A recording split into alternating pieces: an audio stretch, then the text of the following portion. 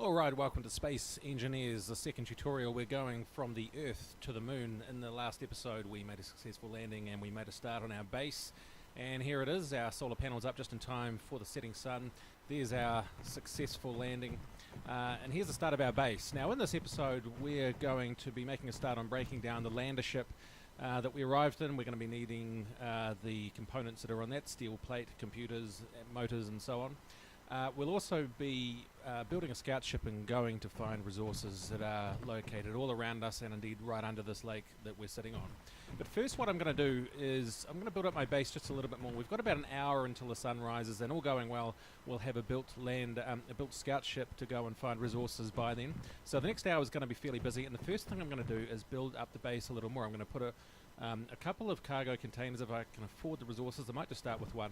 And what I'm going to do is attach a connector to that cargo container and also modify the ship to add a connector to that, and I'm going to mate this ship to the base through those connectors. Now the reason I'm going to do that, in these games you just have this basic transition that has to happen at some point where you land with all of your resources on that ship, and by the finish you need to have all of those resources in this base, and that transition can be pretty painful at times. You can be carrying most of that or all of that by hand. That's the way I've normally done it.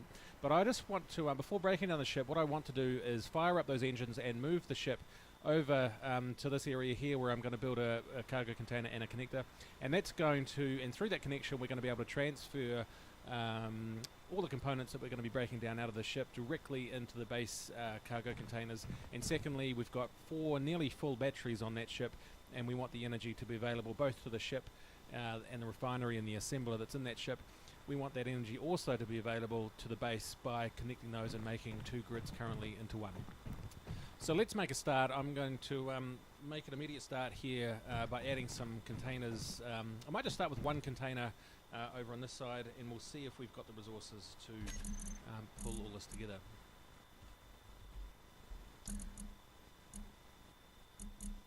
So I'm just going to build one small container, and actually in early game that is more than enough to get us going, and we can always add more as we go. So there we go. So the very first thing I need, I might just fill up my inventory right now. That's going to make this whole build process a little bit simpler.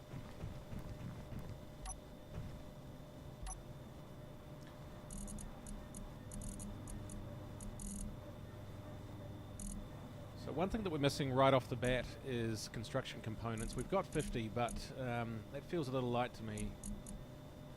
And we've got exactly 6 motors. So at some point in the fairly near future, we're going to have to make some more construction components. Now it's iron ingots that makes both construction components and steel plates. So one short run option we can do is go to the assembly, go to the production tab in this dialog box, and switch assembler to disassemble. And then we're going to say disassemble, let's say 100 steel plates. And that's going to give us a whole bunch of iron ingots back, and then once that process is done I can switch to making some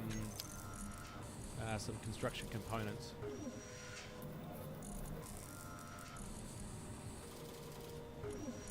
So that should be fine, and I'm going to switch back. Now here's a trap for young players. You can disassemble and assemble using assemblers, and the difference between them is simply these 2 buttons up the top here. And it's very easy to forget that if you're in disassembly mode, it's just confusing when you go to try and build something. You've accidentally sent a signal to disassemble rather than assemble those components. So I always find the very first thing I do is just double check which mode I'm in up here, because it can be a bit confusing if you've got those mixed up. So it's actually 3 1/3 iron ingots to make a construction component, but you get 7 iron ingots out of each steel plate. So we're going to end up with a surplus of iron ingots at the end of this process. So that's underway. We've actually got enough construction components in the short term to proceed. We've got computer chips. I'm just a little worried about small and large steel tubes, so I might just stop that process right now. The one thing I do need is some tubes, so I'm just going to get those fired up.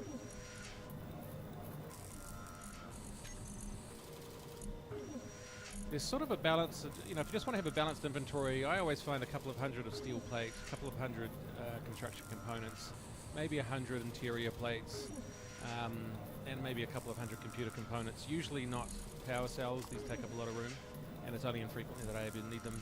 And then large and small steel tubes. And if I'm building engines, then I'm going to need some metal grids, but I think that's the only thing you normally need a metal grid for. There's probably something else. So that's been produced in the assembler, so I'm going to put those 100 small steel tubes and 10 large steel tubes into my inventory. Just trying to think what else. There's got to be something I'm missing here.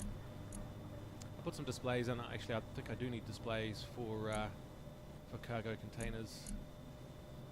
Let's just see if there's anything else I'm missing. That might be it, but let me just check everything that I need. I've got motors. I do need metal grid. Gosh, look at that. So what I'm going to do is I'm going to make a start on the steel, on the cargo container, but I'm not going to be able to finish it. To do that I need metal grid, and I just don't have any. I'm pretty sure I can get some of those out of engines, so I'm just going to have to start the disassembly process now. So let's just pull up the welder, and it's going to complain about the lack of interior plate, yeah. So we do need to move this, and we certainly don't want to destroy the large engines, but what I can do is destroy... can remove I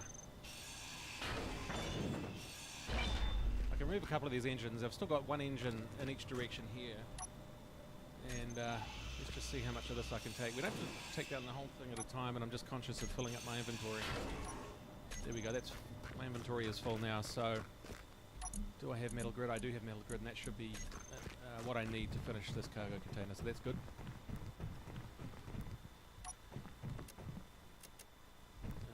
Interior plate.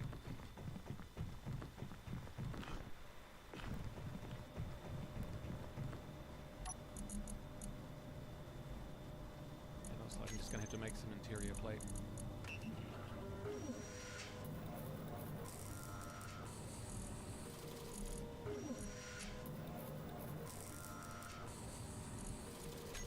I'm also going to have to make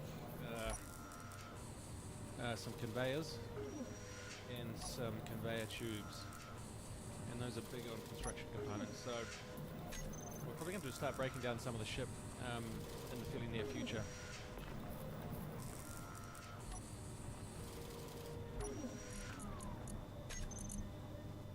So it looks like I've exhausted the supply of iron ingots. That's okay.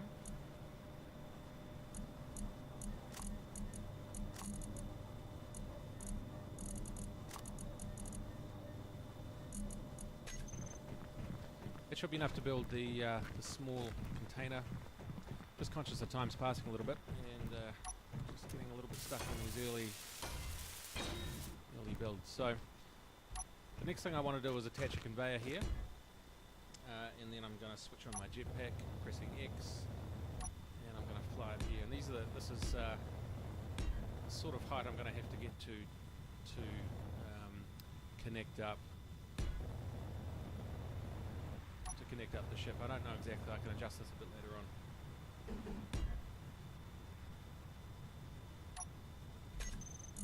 Just going to set up a connector, and again, force of habit, I'm going to put it at slot 7 in the third toolbar, but it's completely arbitrary, and you should pick exactly where it is you want to put these items. So that's a start for that.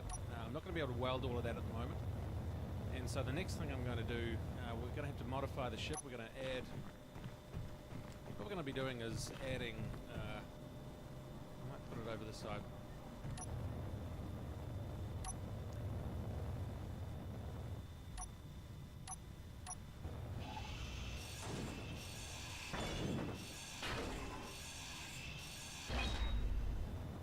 So you can see what I've done is just drilled a hole through exactly where the cargo container is. Now we know that the cargo container is conveyed into the rest of the ship, and so this is a natural point to attach a connection point. So I'm going to put one tube there, and I'm actually going to have to, well, I don't have to weld it. I could remove this slot here, that's fine. And then I'll get my connector out. You notice that the connector here and the ship here are actually, that's a little high, isn't it? Are actually on the same side, so I'm going to have to spin the ship around in order to connect those two things up.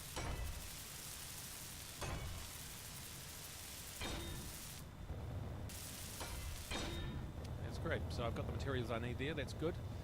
Actually, there's a problem. I do not have a way to... That's a little tight with that engine right there. So what I'm going to actually have to do...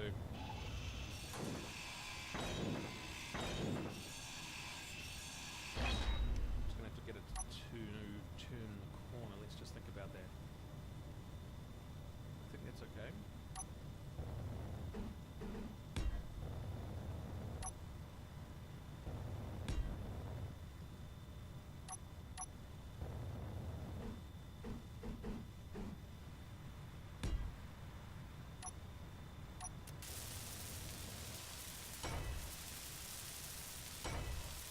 This all looks fairly painful at the moment, but you'll see what I'm doing in just a minute.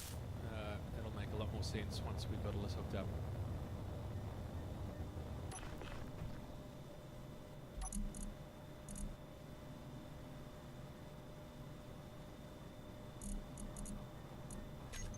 So I'm just getting a little light on resources, so I might make a start on disassembling the ship, which I've already actually started, but we'll make a start in earnest, and so I'll just get fired up on this. The key thing about disassembly is order does matter a little bit. What you don't want is to be taking parts of the ship off that you're going to need. So we still have a basic requirement that the ship has to move, so that means we don't want to be touching too many engines, and so we want to leave that roof fairly intact. We need to leave the base and the large engines on the side intact, but all of the structure around here, the LCD panels, the glass, some of this blue steel works here, some of this floor can certainly go.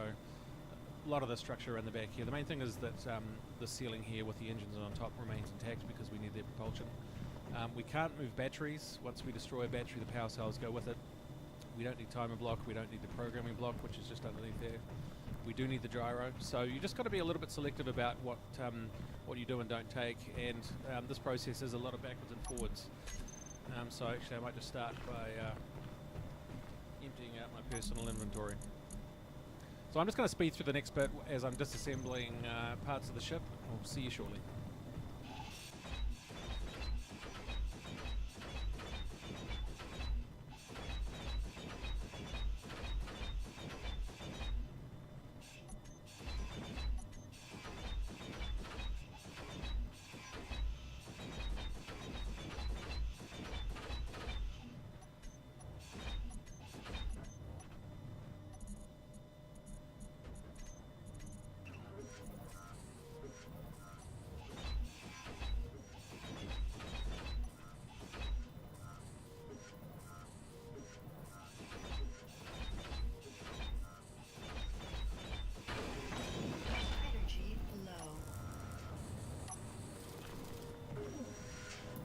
Okay, so my suit energy has just got low, and the way to solve that, it's just something that happens periodically.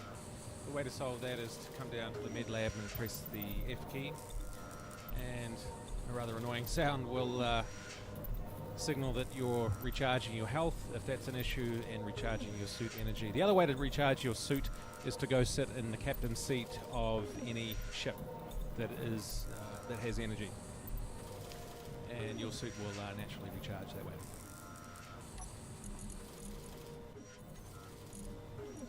Okay, so what I've done is just broken down quite substantial parts of the ship. I've left all the engines intact other than the two that I just disassembled, which you saw a moment ago. I've pretty much taken off the roof. I've left the engines up the top there, and I've been really careful to make sure that I don't disconnect the large engines on the side here, which is easy to do as it's attached to a wall that it's pretty easy to accidentally drill through. So we're in pretty good shape. The ship can still move, and what we're going to be doing next is, what I'm doing right now is just using the assembler to build up more of the components that I need to complete these connections, and then I'll be moving the ship to attach it to the base.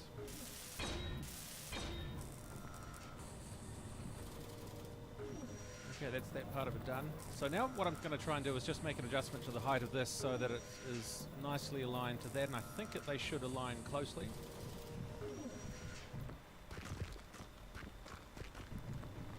I might just top up my personal inventory so that I can complete that connection now.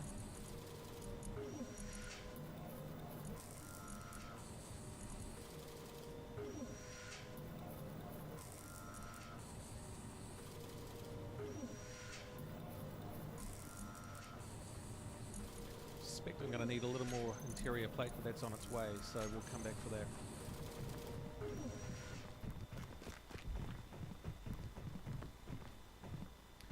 So I'm just guessing, so there it is, there's the connector there, so that's 1, 2, 3 high, I think it is. 1, 2, 3, 4, maybe 4 high. 1, 2, 3, 4, okay. So we need that to be an S-bend. So what I'm going to do is, I'm going to knock that off, I'm going to get out of it. Is that going to just hang there? Alright. That is going to fall, alright. If that hits you, it can hurt, so I always like to try and get out of the way of those things. Now I'm just going to add an extra length there, just to give us a little bit of room. And we'll see how much of this I can weld up.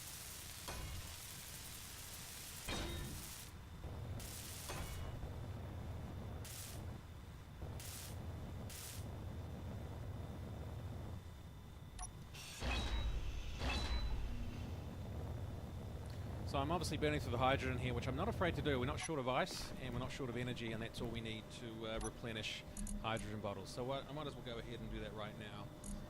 And all I'm going to do is search for generator in the inventory here, and I'm just going to drag my half-depleted hydrogen bottle across, and that's all done there. And actually, while I'm here, we're actually carrying around stuff that I don't need to carry, so I'm just going to get rid of the machine gun and the ammo container that I have there.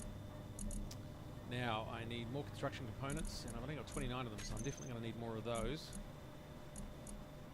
And I've disassembled some steel plates previously, so that's created the ingots that I need to build more construction components, so that's great. I'm just going to drag all these up to here. So you can see how you know, the container here is filling up, and it's a total pain to have to carry all this around by hand. So that's really why we're going to the effort of building this connector and tying the ship up to it. Just saves a lot of backward and forward by hand.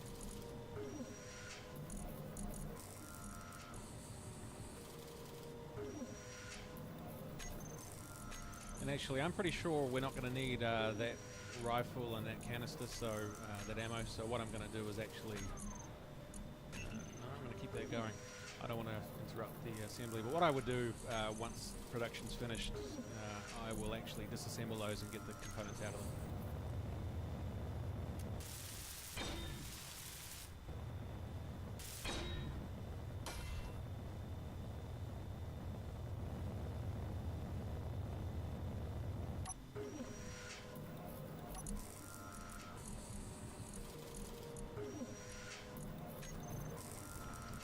Just while that's working away, another thing that we need to do is we want to illuminate this base, and the way to do that is using interior lights. So I'm once again, force of habit, I'm going to put this on toolbar 3, and I'm just going to search for an interior, and I'm going to drag this down to slot 8.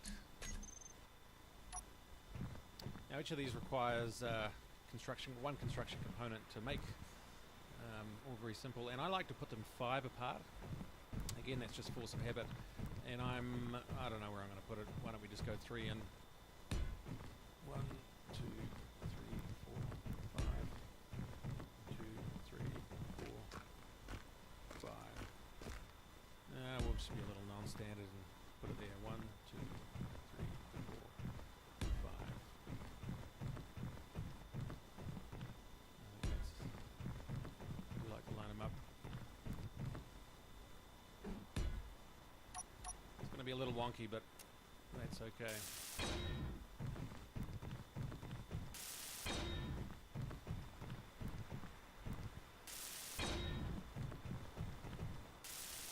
So let's place them, and then once we've got them all locked down, what we can do is go to any control panel on the grid. In this case, on a battery. And let's just search for all the interior lights. I'm going to select them all by holding down shift and selecting top and last. I have a habit, I just like them to be a little bit purple. I set the radius to maximum, I set the fall off to maximum, and I switch down the intensity, and it gives us a nicely, evenly and slightly purplish lit base. And by the way, let's just check the power draw on our battery. Current output 5.3 kilowatts. And by the way, we're currently receiving 8 kilowatts from our solar panels, yes, in the middle of the night. So in fact our battery will be fully charged in just 11 short days from now. So anyway, these lights are low power and you shouldn't be afraid to use them in quantity at any point in the game. So let's see how those construction components are coming along. We should just about have what we need, hopefully, to complete those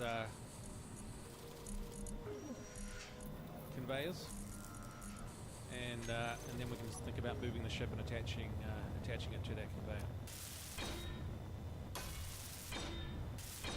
There we go. So now what I'm going to do is I'm going to actually come right up here. It's a lot easier to get to the ship now that I've torn off the front of it. I'm going to press F to sit down. And so what we're going to do, let me just get out of my seat here, we're going to fly over and we're going to try and attach that connector to that connector right there. So let's see, and if I've got my calculations right, they should be about exactly the same height, and that means the ship will be able to sit nicely on the ice at the same time it's connected to the base. So I'm going to sit in the seat, I'm going to come in here and I'm going to switch on, I'm going to search for all the thrusters which I've previously switched off, and I'm going to switch them on. If I go to third party view, you should be able to see thrust indicating that the ship's ready to go, and I'm just going to press the space bar to confirm that it's responsive, which it is. I'm also, before I take off, I'm just going to check that the inertial dampeners are on. That's really important because if we take off without them on, we'll just fall right back down and hit the ice, potentially damaging the vehicle. So there we go. I've pressed it twice to confirm the inertial dampeners are on. So now I'm going to what am I going to do? I'm going to think about taking off. I just want to check what view I need to be in to get all this lined up. It's actually just a little bit dark, but I think that'll be okay. So I'm just going to sit over the top of here. On the right hand side there you can see the white. Let me just swing around. That's the connector there in white just out the front, and we're going to try and make that with the connector on the top right hand side of the base there as we look at it. So I'm going to press P to let go, and I'm just going to tap the space bar to give me a little bit of altitude, and then I'm going to WASD around to try and get these connectors lined up. So this is where inertial dampeners really add value, that's for sure. Let me just check that the artificial horizon, I want to be completely level, and we are now.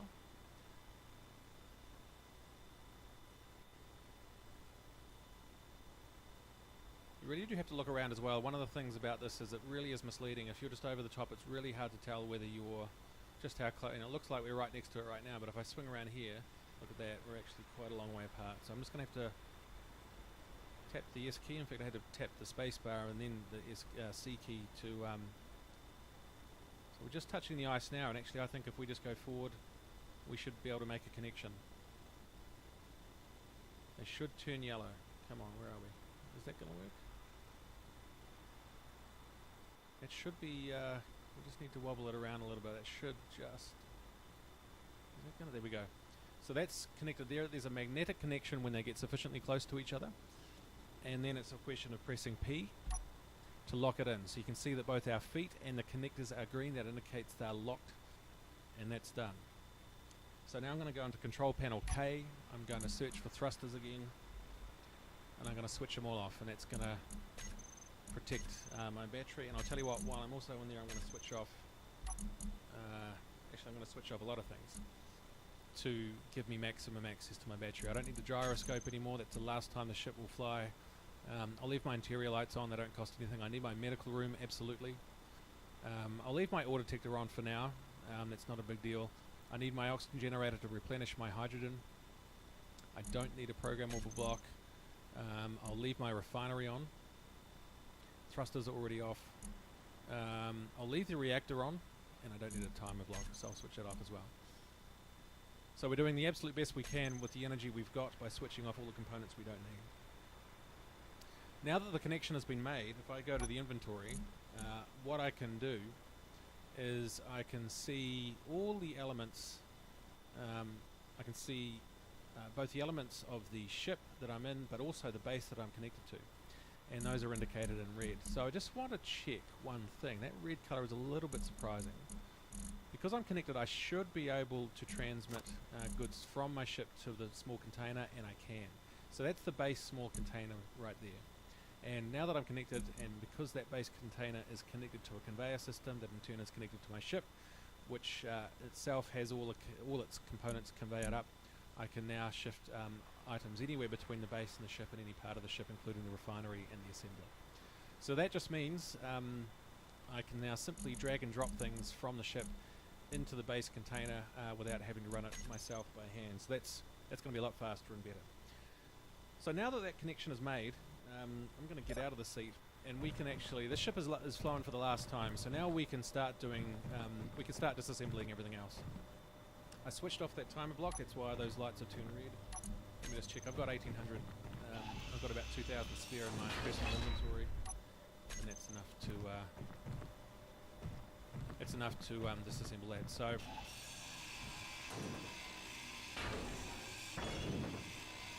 the only thing I'd caution at this point in the disassembly is just to make sure that you disassemble in an order that means things don't fall on you.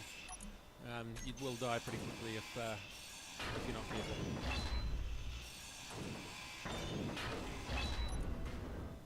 And there's me getting a little too ambitious and disassembling things that I didn't have room for in my inventory, so that's a bit of a pain.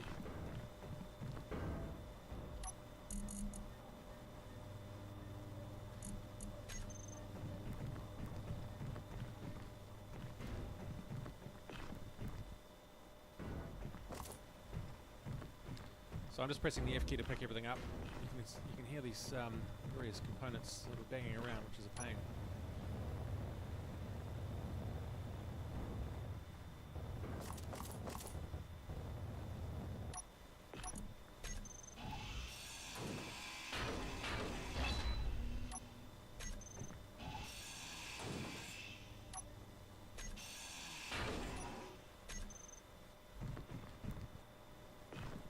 I'll come back to that. So I'm just going to keep disassembling for just a little bit, but the next thing we're going to do now that we've got our ship connected, it's time to start building our scout ship, and to do that we just need to make sure that we have the materials we need. So I'm just going to keep disassembling a little bit more. I might get the assembler involved just to make sure we've got the components we need. I'll be right back. Alright guys, welcome back. I've just continued disassembling the ship a little bit, and you notice that I've just also added a second connector here, and that's where we're going to plug in our scout ship to charge up its battery before we take off to look for resources. So what I just want to do before I start on the building of that scout ship, I just want to rename a couple of elements in the base and ship to make sure it's clear when I'm in these interfaces that I know which container I'm looking at when I'm moving things around. So I'm just going to call this base container 1. Now I can tell that that's the right base that I'm looking at because it's white, and it means that it's on the same grid or subgrid, if you like, that I'm sitting on. The other containers you notice are the 2 ship containers, and those are red. Those indicate those are not on my grid, and that's how I know I'm looking which container is which. So I'm just going to change that to ship cargo 1, and I'm going to try and spell it right. Just copy that and call that ship cargo 2. So it's some fairly inconsistent naming, but it will give me what I need when it comes to moving things around throughout the rest of the game. So I think I've got the components that I need in the inventory here. I've shifted everything off the ship and into the space container here that I'm going to need for this build. I think I've got everything I need. So I think we're good to go. So the ship we're going to build is about as simple as it gets. It's just going to be a tiny little flyer that has about 20 minutes of battery life per flight. And it's going to have an ore detector attached to it, and what we're going to be doing is going up in the air and looking for dark patches on the ground, which we saw when we were coming in to land in the last tutorial. We're just going to be looking for those dark patches, and we're going to be flying down to them and use our ore detector to tell what's under the ground. And we're going to be using a GPS. So let me just press the K button, and you see at the top right hand side here there's a GPS tab. We're going to be using GPS to permanently record the location of the ores that we find under the ground, so that we can go back to them later on with the mining machine to dig them up and then bring them back for processing. So that's the plan over the next couple of tutorials. So let me just go, we're going to build our little scout ship now, so let me just go back to the number 1 toolbar by pressing Control Run, and then button 3 sets up a small ship, and this is always the first component of a ship. Now one of the habits that I like to do, this is about as simple as it gets as far as ships goes, guys, and I can't promise it's going to be pretty either. Now one little habit that I've developed is that, you know, very often you see in these tutorials you'll be building, the ship structure will be set by a cargo container or maybe a battery or whatever. I always like to have a chassis, for lack of a better word, or just an underlying frame on which everything else sits. And that just means that you have flexibility should you wish to move anything around. You've got more flexibility if there's an underlying structure supporting everything, rather than having the containers or the battery or whatever being the structure for the entire ship. What you don't want is, if you want to move something in the middle of the ship, you don't want the ship to have to break in half and to rebuild one or possibly both pieces because you decided, you know, that a cargo container or a conveyor or whatever isn't quite in the right place. So it's just a habit of mine to build an underlying chassis. And actually, while we're here, one tiny little trap for new players, unwelded legs like this look an awful lot like welded legs, at least to my mind. It's never obvious to me that you've got an unwelded leg, if you're not thinking about it. Okay, so let me just go to toolbar number 3. This is going to be the primary toolbar that I use to build ships, and I just stock it up with a standard set of elements that I always use every time I build a ship. So the first is a cockpit, the second is a control panel, button 2, the third is an air vent. We've got our battery. We're going to need an ore detector. I'm going to put that over here. That interior light's possibly out of place. We are going to need a connector. We're going to need engines, and we'll just be using small thrusters and atmospheric thrusters. So I'll put that in one of the slots. What else do we need? We've got our battery. We're going to need gyro. I'm sure I've missed something, but we'll come back to it. So the very first thing I want to put in is a cockpit. Let's just set it right there. And, whoops. And then on the front there we'll put a control panel. So I'm just going to weld those up for a start.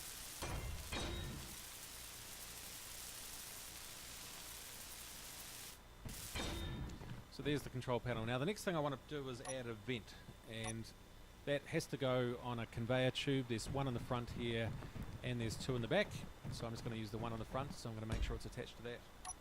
I'm going to weld that up. Now the reason I'm putting this on here, by default a cockpit, here's Space Engineers showing its space origins.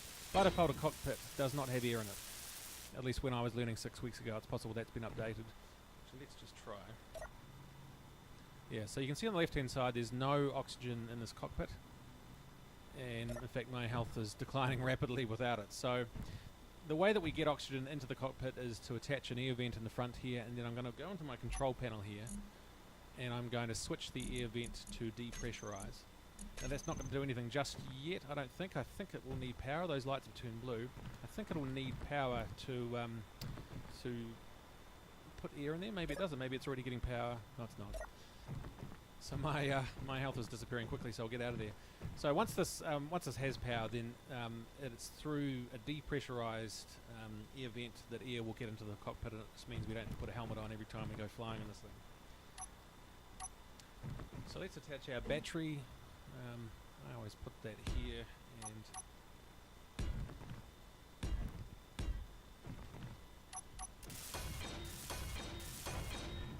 just a few more, or maybe a couple more.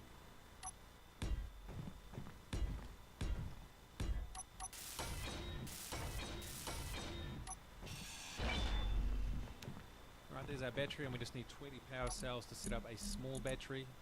So I'm going to right click and I'll add 20. Hopefully there's room. There is, good.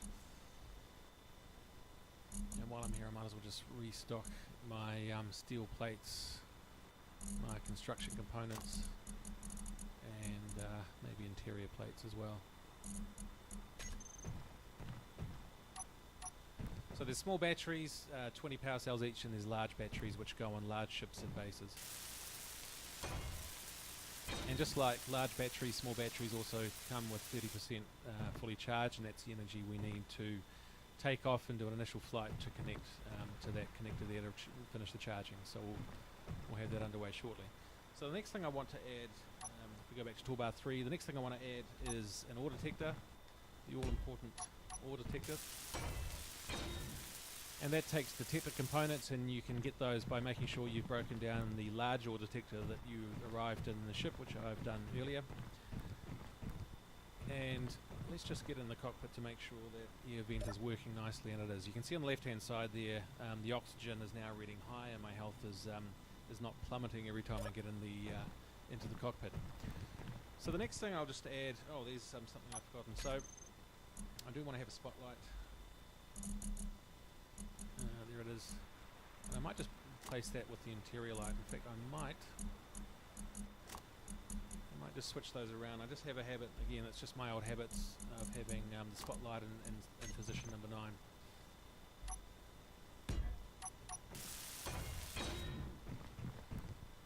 So there's a spotlight, and that'll, in the off chance that we're ever flying at night, that'll come in handy. So the next thing I want to add, this is one thing that I've managed to forget only once before in my space engineer's career, and I can tell you it was an absolute disaster. I want to make sure I remember a gyro.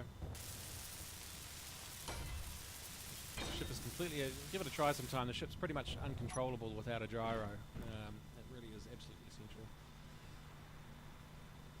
Okay, the next step we want to add is atmospheric engines, and we're going to be adding engines with thrust in every direction. I might have 2 on the up because that's where the most energy is required, and then 1 in each direction.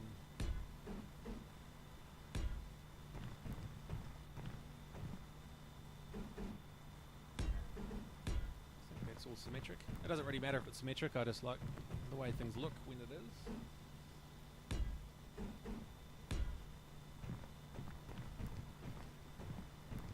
So that, believe it or not, is a flyable ship. Once I've got all this welded up, I just need to grab a few more engines.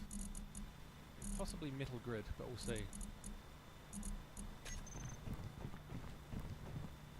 Yeah, so you do need metal grid.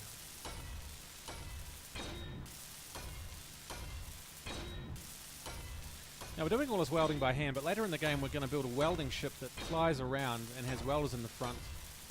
That has the huge advantage of meaning you can load up your ship's inventory with thousands of components, and it just means a lot less backwards and forwards. Now in small ships like this it doesn't really matter, you can get away with not too much backwards and forwards at all, but not none.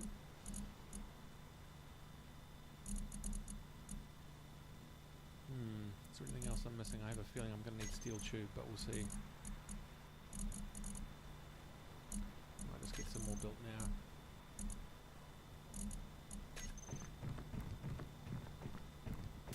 Pretty much all assembly is not a one-shot deal. You can disassemble anything you create in an assembler. So if you ever over assemble any components, you can always get the materials back and build something else. So it's not a big deal. So I think that's everything I need. I've got my gyro, I've got a battery, I've got engines, we've got all the dimensions covered except down, and we use gravity for that, of course, so that's fine. We've got a welded leg. That's always a trap for young players. I feel like that's sufficient to get in and take off. Before I do, I'm just going to do a save, and here's an important skill to have. Getting used to quick saves. I always find a quick save is handy before key moments of uncertainty, like now. And to do that, I just press Shift F5 to do a quick save. A quick load, if you ever need to do one, is just F5 on its own. And thankfully, I've never managed to fail to press the Shift key when I meant to, and got those two mixed up, which would have been devastating potentially. Alright, so I'm just going to double check that I've got my initial dampeners on. They are on, that's important. I've got a working gyro, that's fine. I'm going to press P, and I'm going to take off, and that's all looking really good. And what I'm going to do, actually I've just managed to forget one thing. There's a little bit of light in the sky there, so dawn is not too far away, and I think we're on track to be ready to go scouting just as soon as that sun comes up. So I'm going to get out, and one thing I just need to add that I didn't, and in fact I'm going to have to reposition this engine, is a connection point. Just being really careful to grind the engine and not the battery directly behind it. So that's a trap for new players and slightly less new players like me. So we've got our connector there. So connectors are smaller on small ships, but not that small. They're still got to ultimately fit the same size connector that a large ship has. So they are relatively bulky. And I just need to replace the engine I just took off, and that's going to be going in the opposite direction to this one. That's the one there. Alright, now we've got a connection to speak of. I'm going to take off. That connector is not ideally placed, it's right next to a solar panel, but it's just enough room to give us the room we need. So I'm just going to line up vertically, there we go, and then I'm going to come down here to get the horizontal alignment. Is that switched on? It's a very dark connector. I have a feeling it's funny that it's not connecting, but there we go. So that's showing yellow, so that can connect, and there's the connection, that's good. Now the reason we're connecting is because we can now use the ship and the base's large batteries to recharge the scout ship. So if I just search for battery, here's the battery on my ship, here are the batteries on all the other ships. I'm just going to target my battery, and I'm actually going to rename it, so it's always clear which one is which, and it's called the scout battery. And at the current rate, we're currently actually not receiving any energy, and we have non-zero output of 56 kilowatts, which will deplete the current battery in about 5 hours. So what we're going to do is press the recharge button, and then I'm going to come up here and re-click the scout battery to refresh. So what recharge does is, firstly, it arrests any output that's gone to 0, and secondly, it says to all the other components in the grid that this is attached to, send me your energy. And you can see that the maximum input of a battery is 4.3 megawatts, and that's what we're receiving right now. And at that rate of charge, we'll be fully charged in 11 minutes, and that's what we want to be. So effectively what the recharge option is doing is saying to the system, this battery has maximum priority, send all of your energy this way, and everything else is a lower priority. And occasionally that gets you into trouble. I mean, when you're sending maximum energy into one battery, or maybe a dozen batteries at a time on larger ships or whatever, that's a lot of energy that can be taken out of other places, and sometimes you can end up inadvertently exhausting energy in other parts that you didn't mean to. It's very easy to forget any one part of a larger, more complex system. If any one part of that has a large number of batteries set on recharge that you've forgotten about, you can get some weird effects, and you can have energy flowing to parts of the system that you didn't want it to. Thankfully, those maximum charge rates are so high that, quite frankly, recharging really takes more than about 20 minutes. As long as you've got a ship that is proportionate to, is not too large relative to the system it's connected to. So that 11-minute recharge time, I'm just going to get out. That 11-minute recharge time looks pretty good. I mean, I think the sun's probably 10 or 15 minutes away. We do want the sun up, of course, because we need it to see the shadows on the ground. It's not much fun scouting for shadows on the ground when there's absolutely no illumination to find them. So while that is recharging and while the sun is coming up, I'm just going to continue disassembling this ship. So I'll be back in a few minutes. Welcome back, guys. The sun is now just coming up, and as you can see, I've continued the disassembly of the ship. We'll be taking off to do our scouting in just a minute, but I thought I'd just show you what I have taken and what I have left behind. I've left the conveyor system intact. I've left the 2 cargo containers intact. I haven't touched the batteries. However, all engines, all the structure around the engines, all the paneling on the outside has been left intact. I've been careful not to move or remove the structure around this battery. This battery in particular, if you cut away too much around it, then it will actually end up being, it won't move position, but it will be disconnected from the grid. And that means all the energy wrapped up in that becomes unavailable to everything else. The med lab I've definitely left untouched. I don't want to be without a med lab at any point in this, so that can just stay there for now. And the assembler and the refinery are still intact as well. The connection is still good, and that should stay good as long as there is charge in the batteries, either on the ship or on the battery over there. So actually 6 solar panels is not enough to run everything we need. So we're living on borrowed time at the moment. This is not a sustainable setup. So one of the things that we are quite keen, when we're out scouting around, the top priorities for finding will be uranium, iron and nickel, and silicon would be probably 4th on my list. Those are the main elements that we need. Firstly, to have a base that's got sufficient energy. Secondly, to build the components we need to ultimately assemble into a rocket to get the hell off this planet. Just one little thing I'm going to do before we take off. I'm just going to shift that landing gear to the middle. So I'll press G to bring up the components, or the toolbar config panel, and then I can just drag and drop it somewhere. I don't know. Maybe I'll put it in slot. I don't think we need an ore detector for a little while anyway, so I'll just there we go. So if we ever strike the ground inadvertently, at least it'll be in the middle, and it'll probably give us a slightly better chance of not smashing into the ground or tipping over or whatever. So now that we've got a full battery, we'll probably get about 20 to 25 minutes of flight time out of that. I'm not going to go spend the rest of the tutorial, or 25 minutes of the tutorial, showing you that, but we'll just make a start. So before we take off, I just like to go through my little checklist. Firstly, I always check that we've got a battery that's got energy. That's good. I like to go to the third-party view just to confirm that we've got engines running. We do. And I also just like to switch back to first-person view and confirm that our dampeners are on. So that just means when we undock by pressing P, we'll just float away and we won't drop like a stone to the ground and cause damage. Now, if I just go to third-party view, around on this side here, here we go, just there. There's our ore detector, and that's going to be giving us information about what ore is where. And if you look, we're already getting a reading out of it right now. That's ice below us. You can see that icon showing 7 meters below us. That indicates the ore detector is reading just fine. So before we go anywhere, I'm just going to do one more thing. I'm just going to come down here and I'm just going to touch down. I'm just going to add a GPS location for home base, just to make sure we don't have any trouble finding our way home. And I'm going to get a very particular name, which is *** home base. And the reason for that very loud and obvious name is that as we find resource locations and record their locations in the GPS, those are all going to be plotted on the screen in front of us. And I want to make sure my home base stands out from all of those less important resource locations. So just giving it an obvious name like *** home base is a good way to achieve that.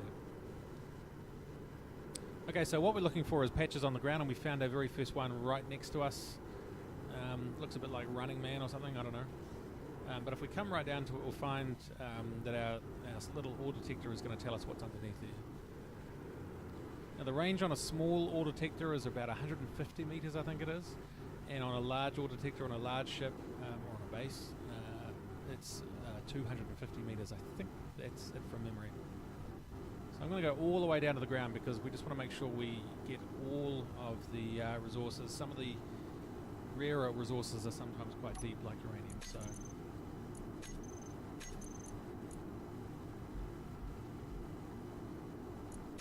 that's silver and gold.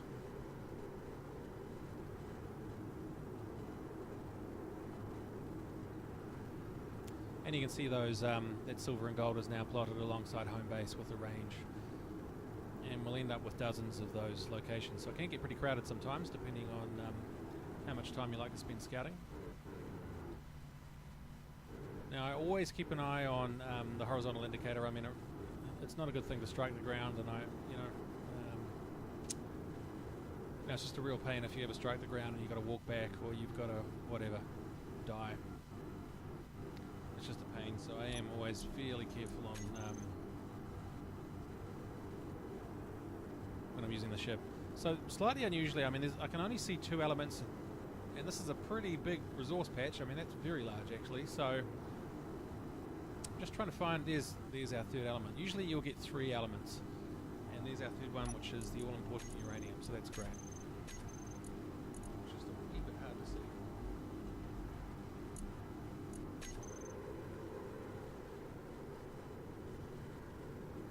Now on the right hand side there you can see fuel time, and that's pretty important to keep an eye on that. So we've got 20 minutes, and that's going to be more than enough. So I'm going to get away from the ice. I mean, you've seen the procedure on the ice. Now when we're over land at this time of the day, it's just a little bit hard to see the shadows. The other type of the other way to find materials is rocks on the ground. Those will have about 90,000 kilos of material in them generally, and so but being on the ground, it's less than is underground normally, but being on the ground, it makes them intensely accessible, and it's just a lot faster and easier to get access to the resource we need. And frankly, 90,000 kilos of any material is more than enough that we need to build our rocket to get from the Earth to the Moon. So here's our first rock. Let's see what it is. It's magnesium.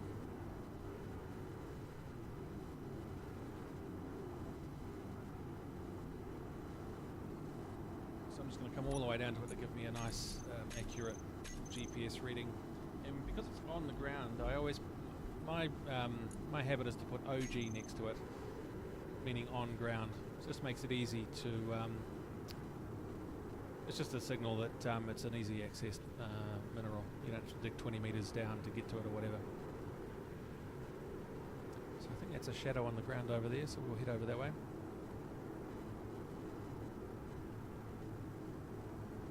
So one way to hit the brakes relatively quickly is to use your bigger engines that are reserved for keeping you off the ground. If you put the nose up, then those big engines will come into play and just accelerate your braking. So this is a bit of a donut shaped one. You can see that there's a bit of a ring going on around here, so I might just come off to the side here. Great, so we've got nickel, that's the key one, and silicon, is there any other? And magnesium. So I think once there's 3 materials, you never get 4. I don't think, I've never seen it.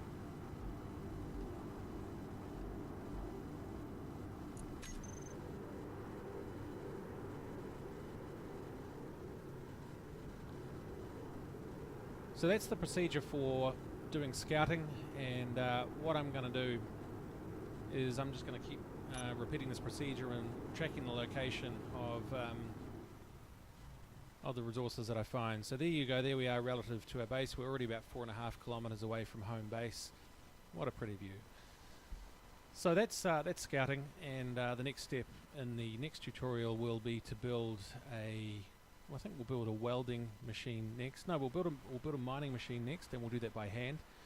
And then after that we'll build a welding machine, and then we'll build the rocket that we need to get off this planet. So that's the tutorial this time. I hope you had fun. See you soon.